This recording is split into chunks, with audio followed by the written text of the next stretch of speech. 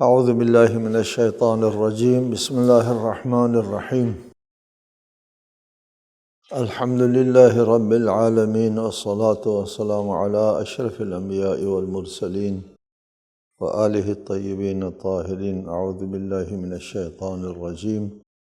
ثم ان ربک للذین ہاجروا من بعد ما فتنوا ثم جاہدوا وصبروا ان ربک من بعدها لغفور رحیم۔ سورۃ النحل آیت 110۔ پھر آپ کا پروردگار یقیناً ان لوگوں کے لیے جنہوں نے آزمائش میں مبتلا ہونے کے بعد ہجرت کی، پھر جہاد کیا اور صبر سے کام لیا، ان باتوں کے بعد آپ کا رب بڑا بخشنے والا مہربان ہے۔ اس سے پہلے ارشاد ہوا تھا کہ جو لوگ جن کا دل قلب ایمان میں مطمئن ہے اور ان کو مجبور کیا گیا ہے، ان کے لیے اللہ جو ہے وہ اجازت دیتا ہے، ان کے لیے کوئی حرج نہیں ہے۔ اور باقی جو لوگ جن کا دل جو ہے وہ اس میں کشادگی، شرح قلب آ گئے، کفر قبول کرنے کے لیے آمادگی ہے، ان کا دل کفر قبول کرنے کے لیے نہایت مناسب ہے، ہم آہنگ ہے کفر کے ساتھ ان کا دل، ان کی ترجیحات، تو ان کو اللہ تعالیٰ ایک عذاب دے گا، وہ ہے ان کے دلوں کے اوپر مہر لگا دینا، ان کو اپنے حال پر چھوڑ دینا۔ جس کو اللہ تعالیٰ نے اپنے حال پر چھوڑ دیا، اس کو یہ سب سے بڑا عذاب ہے۔ پھر فرمایا لا جرم انہم فی الآخرۃ هم الخاسرون، لازماً آخرت میں یہ لوگ خسارے میں رہیں گے، یعنی ابدی زندگی میں یہ لوگ خسارے میں رہیں گے۔ ثم، اس کے بعد فرمایا یہ ان لوگوں کے ساتھ اللہ کا رویہ ہوگا جن لوگوں کے دلوں میں کفر کے عالی آمادگی ہے، شرح صدر ہے کفر قبول کرنے کے لیے۔ ثم ان ربک للذین ہاجروا من بعد ما فتنوا ثم جاہدوا وصبروا۔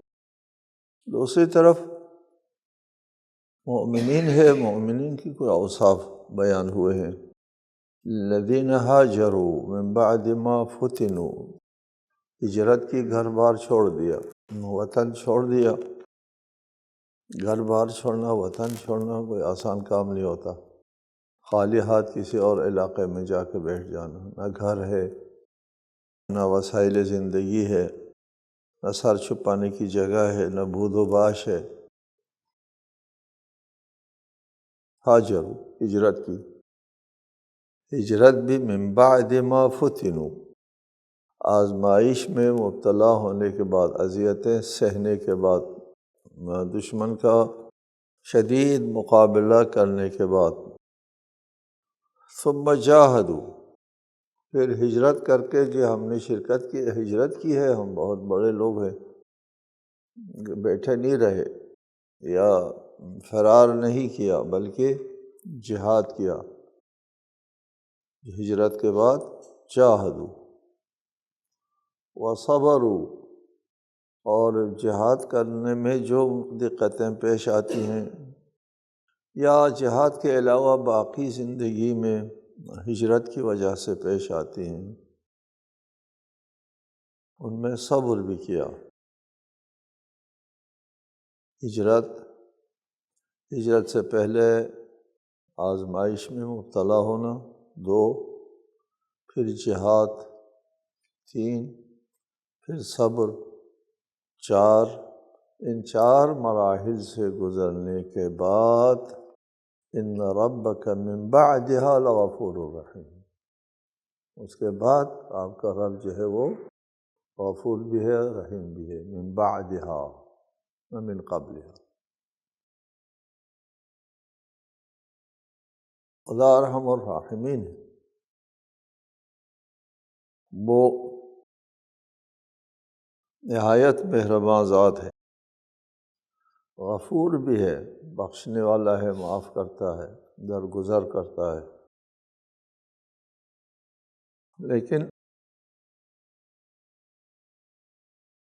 خدا کا ارحم الراحمینی جو ہے وہ فائدہ مند نہیں ہے، خدا کا غفور الرحیم ہونا فائدہ مند نہیں ہے اس شخص کے لیے جس میں اللہ کی رحمت کی اہلیت نہ ہو، اور اللہ کے معاف کرنے کے لیے اس کے پاس قابلیت نہ ہو معاف کرنے کا۔ ایک شخص جرم کو جاری رکھتا ہے اور پھر اللہ سے معافی مانگتا ہے، جرم کو چھوڑو پھر معافی مانگو، لیکن جرم کو بھی جاری رکھتے ہیں، ہاں جی، پھر معافی مانگتے ہیں۔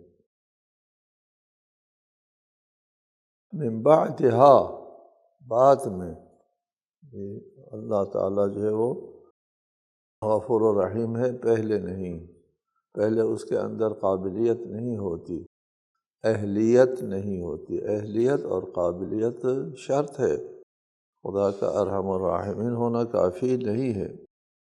میرے وجود کے اندر، میرے اندر جو ہے وہ استحقاق شرط ہے، حقدار ہو اللہ کے رحمت کا، حقدار ہو مغفرت کا، حقدار ہوں، تو اس وقت اللہ تعالیٰ غفور الرحیم ہے۔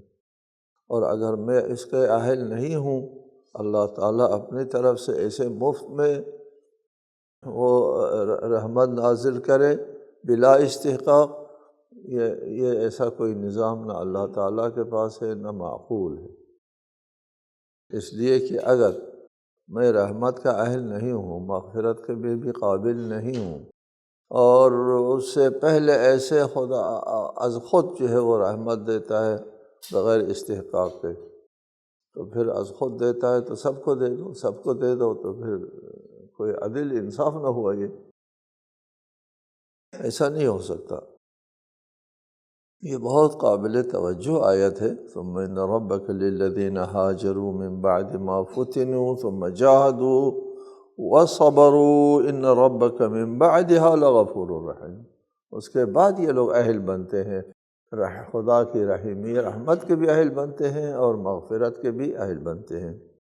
ان تمام مراحل سے گزرنے کے بعد انسان بندہ بشر ہوتا ہے، کبھی ان سے غلطی سرزد ہوتی ہے، گناہ سرزد ہوتا ہے، لیکن یہ جو گناہ سرزد ہوا ہے، غلطی سرزد ہوئے ہے، اس کے مقابلے میں ان کی نیکیاں بہت زیادہ ہیں۔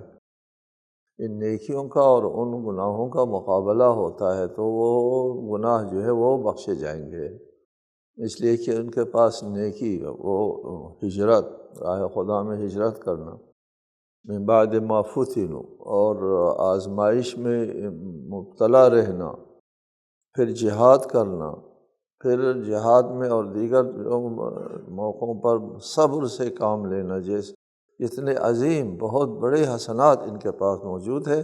ان حسنات کے مقابلے میں اگر کوئی گناہ آتا ہے خدا معاف کرتا ہے۔ وہ ایک آیت ہے کہ جس کی گناہ نے اس کو گھیر لیا ہے تو خدا معاف نہیں کرے، کوئی گنجائش ہی نہیں ہے اس کو معاف کرنے، کوئی نیکی اس کے پاس نہیں ہے کہ اس کو اس نیکی کے مقابلے میں اس کو معاف کرے۔ یوم تأتی کل نفس تجادل عن نفسها وتوفى كل نفس ما عملت وهم لا يظلمون۔ اس دن ہر شخص اپنی صفائی کی حجتیں قائم کرتے ہوئے پیش ہوگا، اور ہر شخص کو اس کے اعمال کا پورا بدلہ دیا جائے گا، اور ان پر ظلم نہیں کیا جائے گا۔ قیامت کے دن جب اللہ تعالیٰ کی بارگاہ میں حساب دینے کے لیے پیش ہوگا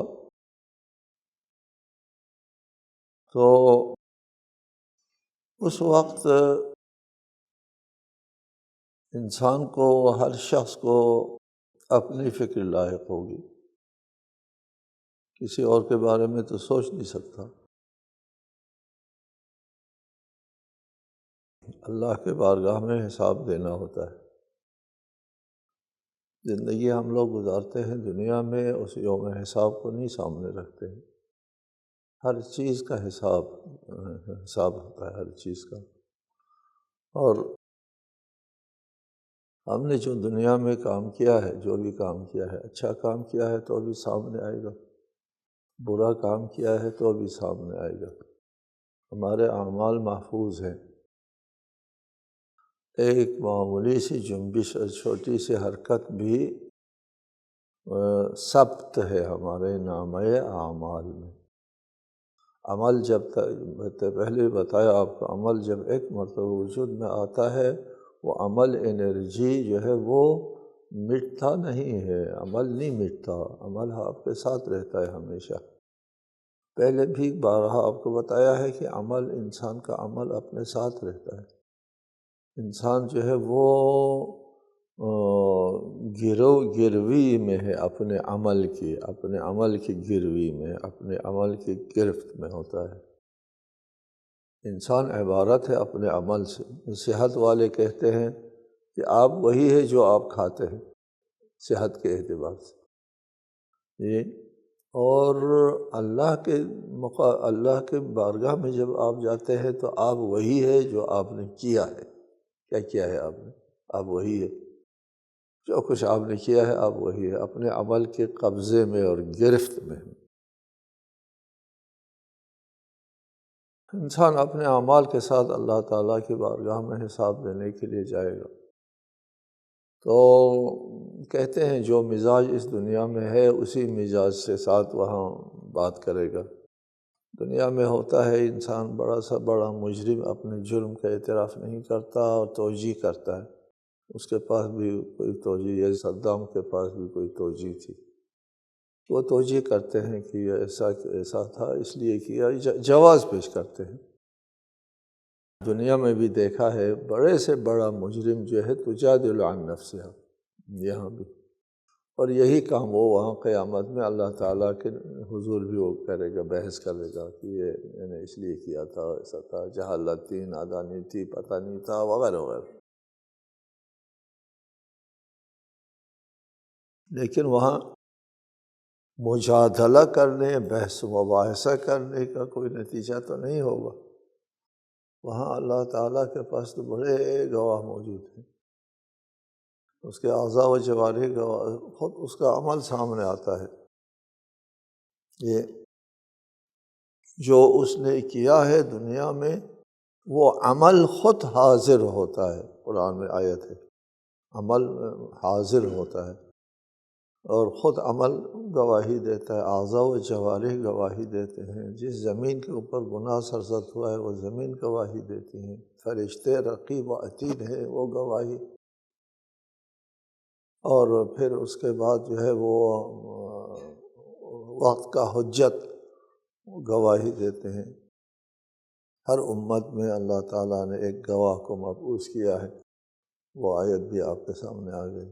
ہر زمانے کا حجت بھی گواہی، اور پھر اس سب کے پیچھے اللہ تعالیٰ خود گواہ ہے، خود اللہ کے سامنے گناہ سرزد ہوا ہے۔ تجادل عن نفسها وتوفى كل نفس ما عملت، لیکن وہ عمل کا بدلہ جو ہے وہ اس کا مقابلہ کرنا ہوگا، وہ مجادلہ کرے، بحث کرے، جو کچھ کرے،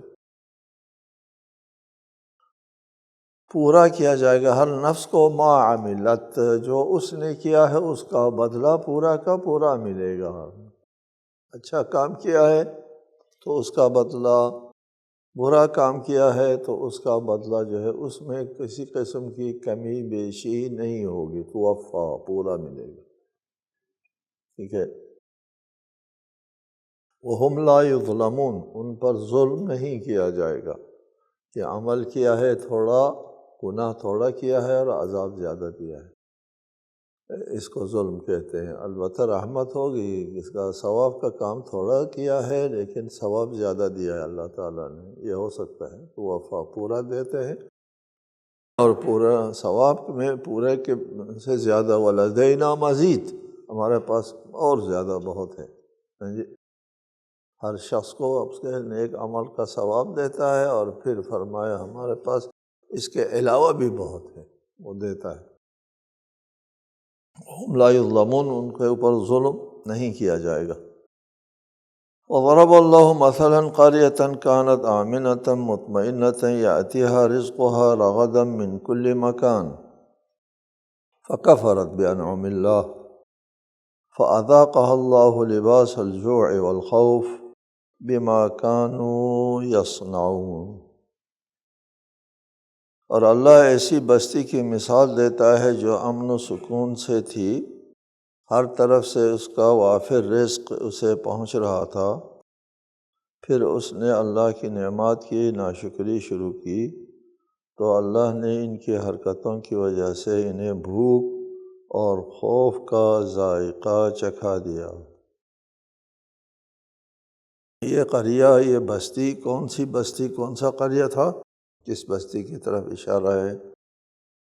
ابن عباس کی ایک روایت ہے کہ اس سے مراد مکہ ہے، کہ مکہ حضرت ابراہیم کے بعد چونکہ بیت اللہ وہاں ہے، وہاں اس کے لیے حج کرنے کے لیے لوگ ہر طرف سے آتے تھے، تو ہر طرف سے دنیا بھر سے رزق جو ہے یاتیہا رزقہا رغدا، وافر مقدار میں، رغد وافر مقدار میں، ہر طرف سے رزق جو ہے وہ مکہ کی طرف، اس سے مراد مکہ ہے۔ پھر اس کے بعد فکفرت بانعم اللہ، ان لوگوں نے اللہ کی نعمتوں کا ناشکری کی، فاذاقها اللہ لباس الجوع والخوف، جوع اور خوف کا لباس ان کو پہنا، ان کو چکھایا۔ اور مکے میں کہتے ہیں کہ رسالت مآب کے مبعوث برسالت ہونے کے بعد جب ان لوگوں نے رسالت مآب کو اذیت دی تو وہاں قحطی آئی، زبردست قحطی آئی، اور اس قحطی میں پھر لوگوں نے رجوع کیا رسالت مآب کی طرف، دعا کی، وہ قحطی دور ہو گئی۔ کہتے ہیں اس کی طرف اشارہ ہے، پہلے فراواں رزق روزی ہوا کرتی تھی مکے میں، اور اس کے بعد قحطی آئی۔ لیکن اس روایت کے باوجود آیت کا لب و لہجہ جو ہے وہ مکے پر تطبیق نہیں ہوتا، کہ اس لیے کہ آیت میں ہے فَأَذَاقَهَا اللَّهُ لِبَاسَ الْجُوعِ وَالْخَوْفِ بِمَا كَانُوا يَصْنَعُونَ، جوع اور خوف دونوں۔ جوع تو چلو قحطی کے زمانے میں جوع سے ان کو سزا دے دی گئی ہے، خوف کی سزا رسالت مآب کے زمانے میں ان کے لیے لاحق نہیں تھا۔ رسالت مآب کے مبعوث برسالت ہونے سے پہلے ابرہہ کی طرف سے خوف لاحق ہو گیا تھا، لیکن وہ مکہ تک نہیں پہنچ سکے، راستے میں تباہ ہو گئے۔ لباس الجوع والخوف نہیں ہے، بلکہ یہ ایک کلیہ ہے کہ کسی بھی بستی کے اوپر یہ بات صادق آ سکتی ہے، جو اس وقت کی کوئی بستی ہے یا زمانے نزول قرآن کی بستی ہے یا زمانے نزول قرآن سے پہلے کی بستیاں ہیں، ان کے لیے اللہ تعالیٰ جو ہے وہ روزی فراوانی دیتا ہے، اور پھر اس کے بعد ناشکری کی وجہ سے ان سے وہ رزق جو ہے وہ چھین لیا جاتا ہے اور خوف اور جوع میں مبتلا کر دیا جاتا ہے۔ اس آیت سے اور دیگر بہت سی آیتوں سے ایک بات سامنے آتی ہے کہ دینداری صرف آخرت کے لیے، ثواب کے لیے نہیں ہے، بلکہ دینداری کے اثرات دنیاوی زندگی کے اوپر بھی مترتب ہوتے ہیں۔ متعدد آیات ہیں کہ اگر یہ لوگ ایمان لے آتے تو ہم آسمان سے زمین سے برکتیں نازل کرتے، اہل کتاب اگر تورات و انجیل پر عمل کرتے تو ان کے لیے بھی آسائشیں مل جاتی، وغیرہ وغیرہ بہت سی آیات موجود ہیں کہ اللہ کی تعلیمات پر عمل کرنے کے اثرات نہ صرف یہ ہے کہ آخرت میں ثواب ملے گا اور دنیا میں تہی دست اور تنگ دست و فقر و فلاکت میں مبتلا رہنا ضروری ہے، ایسی کوئی بات نہیں۔ اس میں اللہ تعالیٰ کے شریعت کے اوپر عمل کرنے کی وجہ سے ملک خوشحال ہوتا ہے۔ ہمارا اپنا ملک اگر اللہ تعلیمات الہی کے اوپر عمل کرے، یہ ملک ہمارا وطن بہترین وطن ہے دنیا کا، کوئی رشوت نہ ہو، کوئی خیانت نہ ہو، تو امیر ترین ملک، خوشحال ترین ملک ہو جاتا ہمارا ملک، اگر اللہ کے حکم اور دستور کے اوپر عمل کیا جاتا تو دنیا کا خوشحال ترین ملک ہمارا ملک ہونا تھا۔ آپ اقتصادی جو منابع ہے، منابع اقتصاد ہے، ان کے اوپر ایک نظر ڈالیں تو فلاں نعمت میں چھٹا ملک ہے، فلاں نعمت میں دوسرا ملک ہے، فلاں نعمت میں چوتھا ملک ہے، فلاں نعمت میں دنیا کے بہترین وطن ہے۔ اگر یہ خیانتیں نہ ہوتی تو ہر طرف سے رزق اور فراوانی ہوتی۔ اب خیانتیں ہو گئی تو اس کی سزا جو ہے اتقوا فتنة لا تصیبن الذین ظلموا منکم خاصہ، اس فتنے سے بچو جس میں صرف ظلم کے ارتکاب کرنے والے لوگ مبتلا نہیں ہوں گے، سب مبتلا ہوں گے۔ اس قسم کا یہ جو خیانتیں ہمارے ملک میں ہو رہی ہے، اس کے اثرات جو ہے ان لوگوں کے اوپر بھی پڑتے ہیں جو اس خیانت میں شریک نہیں ہے، جی، اس کا بھی وبال اور عذاب جو ہے وہ ان پر آتا ہے نا، جو ظلم میں یا اس میں شریک نہیں رہے، ان کو بھی اس برے اثرات نے لپیٹ میں لے لیا ملک میں، تو ان کا جو ہے جواب ان لوگوں کو دینا ہوگا جنہوں نے یہ غلطی کی ہے۔ فَأَذَاقَهَا اللَّهُ لِبَاسَ الْجُوعِ وَالْخَوْفِ بِمَا كَانُوا يَصْنَعُونَ، بِمَا كَانُوا يَصْنَعُونَ کا جو ہے وہ اثرات جو ہے ہم اپنے وطن میں دیکھ رہے ہیں، جی، یہ آیت ہمارے وطن میں بھی ان کو بھی صادق آ جاتی ہے۔ وَلَقَدْ جَاءَهُمْ رَسُولٌ مِّنْهُمْ فَكَذَّبُوهُ فَأَخَذَهُمُ الْعَذَابُ وَهُمْ ظَالِمُونَ، اور ان کے پاس خود انہی میں سے ایک رسول آیا تو انہوں نے اسے جھٹلایا، پس انہیں عذاب نے اس حال میں آ لیا کہ وہ ظالم تھے۔ یہ اس بستی کی طرف اشارہ ہے کہ ان کی طرف ایک رسول آیا تھا، تکذیب کی، اور پھر اللہ تعالیٰ نے ان کو عذاب دے دیا، جوع اور خوف کی شکل میں عذاب دے دیا۔ تو آپ کہیں گے ہم نے تو کسی رسول کی تکذیب نہیں کی، نہیں، عملاً ہم تکذیب کرتے ہیں، ہم رسول کے لائے ہوئے دستور کے مقابلے میں دستور بناتے ہیں، اس قانون کے مقابلے میں قانون بناتے ہیں، اور اس دستور کے ہم عملی تکذیب کرتے ہیں۔ زبان سے تو بہت بڑے مسلمان ہیں، ساری دنیا سے زیادہ مسلمان ہیں ہم لوگ، لیکن عملی تکذیب ہے ہماری طرف سے۔ فَكُلُوا مِمَّا رَزَقَكُمُ اللَّهُ حَلَالًا طَيِّبًا وَاشْكُرُوا نِعْمَةَ اللَّهِ إِن كُنتُمْ إِيَّاهُ تَعْبُدُونَ، بس جو حلال اور پاکیزہ رزق اللہ نے تمہیں دیا ہے اسے کھاؤ، اور اللہ کی نعمت کا شکر کرو اگر تم اس کی بندگی کرتے ہو۔ اللہ تعالیٰ نے بہت روزی دی ہے۔ خلق لکم ما فی الارض جمیعا، جو کچھ زمین میں اللہ تعالیٰ نے خلق کیا ہے وہ ہمارے لیے خلق کیا ہے، ہمارے علاوہ ان سے کوئی استفادہ کرنے والا نہیں ہے۔ یہ جانور اگر کھاتے ہیں تو وہ جانور بھی ہمارے کام آتے ہیں، چرن پرن کھاتے ہیں تو وہ بھی ہمارے کام آتے ہیں۔ اس دنیا میں موجود تمام پرندے اور تمام حیوانات جو ہے وہ ہماری زندگی، ہمارے ماحول کو درست کرنے میں ان کا عمل داخل ہوتا ہے، پرندوں کا بھی۔ صرف وجود، آپ نہ اس کا گوشت کھاتے ہیں نہ اسے اور کام لیتے ہیں، صرف ان کا وجود بہت سے بلاؤں سے محفوظ رہنے کا ذریعہ ہوتا ہے۔ خلق لکم ما فی الارض جمیعا، سب تمہارے لیے ہمارے حق میں ہے۔ اس کو اللہ تعالیٰ نے خلق کیا ہے، کس کام کے لیے خلق کیا ہے؟ فَكُلُوا مِمَّا رَزَقَكُمُ اللَّهُ، کھاؤ پیو عیش کرو۔ تمہارے کھانے کے لیے، تمہارے پینے کے لیے۔ اللہ تعالیٰ نے ہمارے جسم کو جن عناصر سے خلق فرمایا ہے، ان عناصر کے لیے ضرورت کی تمام چیزیں خلق کی ہیں، تمام چیزیں۔ وہ آپ کے اصطلاح میں جو وٹامن کی جو اے بی سی قسمیں ہوتی ہیں، وہ سب کسی نہ کسی غذا میں موجود ہے۔ کھاؤ، تمہارے لیے خلق کیا ہے۔ کھانے پینے میں ہم نے کوئی رکاوٹ نہیں ڈالی، پابندی نہیں کی، اور فطرت کی طرف سے بھی اجازت اور طلب ہے، تمہارا جسم بھی کھانا پینا مانگتا ہے، اور شریعت کی طرف سے کھانا پینے کا حکم ہے، فَكُلُوا۔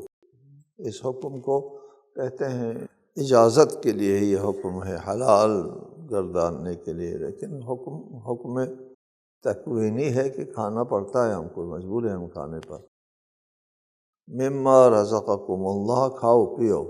ایک بات صرف اللہ تعالیٰ کی طرف سے ہے، یہ جو کھانا اور جو پینا ہوتا ہے، حلالً طیباً کھاؤ، حلال کھاؤ، کسی کے اوپر ظلم کر کے نہ کھاؤ، کسی کا حق چھین کے نہ کھاؤ، کسی کے محروم کا لقمہ جو ہے وہ چھین کر کے خود نہ کھاؤ، حلالً کھاؤ، طیباً کھاؤ۔ ایک حلال ہے اور دوسرا طیب۔ وہ نجس، وہ سور کا گوشت ہے یا خون ہے وغیرہ وغیرہ جو اللہ تعالیٰ نے حرام کیا ہے، وہ غیر طیب ہے، پاکیزہ نہیں ہے، تمہارے جسم کی ساخت کے ساتھ مناسب نہیں ہے، تمہارے لیے مفید نہیں ہے، وہ طیب نہیں ہے تمہارے لیے۔